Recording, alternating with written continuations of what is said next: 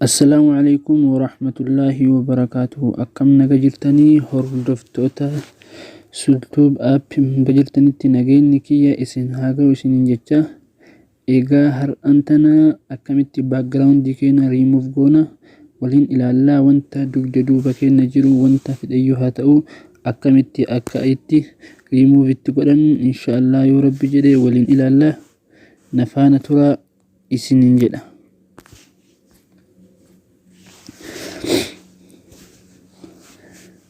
Egaa kun agartan natti fakkaata Pixart ka jedhu kana keessa seenna aappii kana Play Store keenya keessa seennee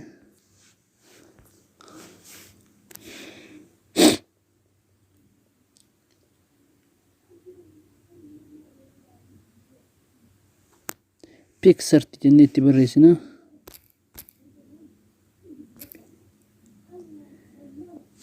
Pixart kuno awwan gabbo hadhee jiruuf open naan jedha isa Play Store keessa seentanii Pixart jettanii itti barreeffattanii gabbuufachuu dandeettanii. Egaa isa keessa seenna amma erga isa keessa seennee kuno bakka kana tunnaa ergasii oloofne as keessa kalarii barbaadan filattanii kalarii isinitti tole anammaaf kalara adii kana filadha.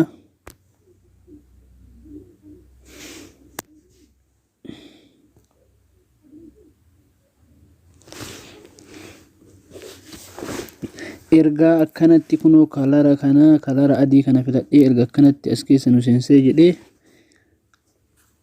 amma suuraa background keenya balleessuu barbaannu dugda duuba keenya wanta nu jiru balleessuu barbaannu san suuraa san fidannaa kunoo bakka kana add photo ka jedhu kana cuqaasna.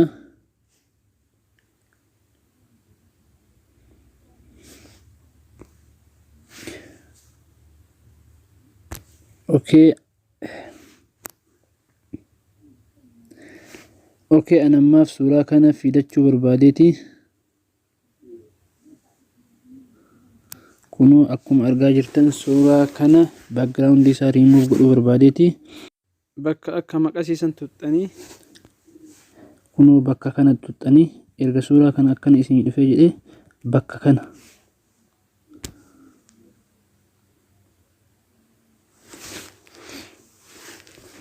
person ka jedhu kana cuqaastanii erga akkana inni kun diimaa isiniif ta'e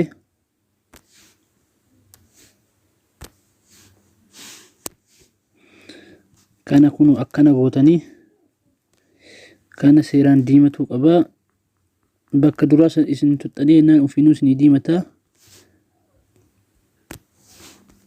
kanallee kunu akkanatti han'aarra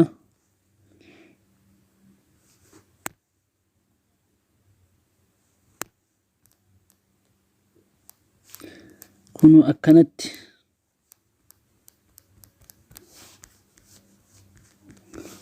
kunu argaartan natti fakkaata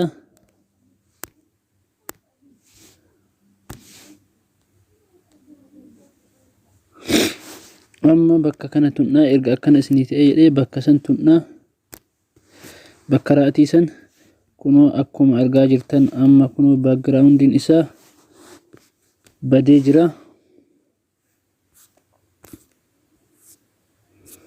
Ergasii galagalee keessanii seef godhattanii isiniin jechuu barbaada. Egaa barumsi keenya ka hardhaan tana asumarratti nagaa inshallah yoo rabbi jedhe ka biraas ni jira ka background keessan remove godhuu ni jira inshallah yoo rabbi jedhe guyyaa biraa kutaatti aanu walitti deebina. Egaa subscribe like godhaa nagargara isiniin jedha ilmaan Oromoo bakka jirtanitti. Assalaamu alaykum wa rahmatullahi wa barakatuh.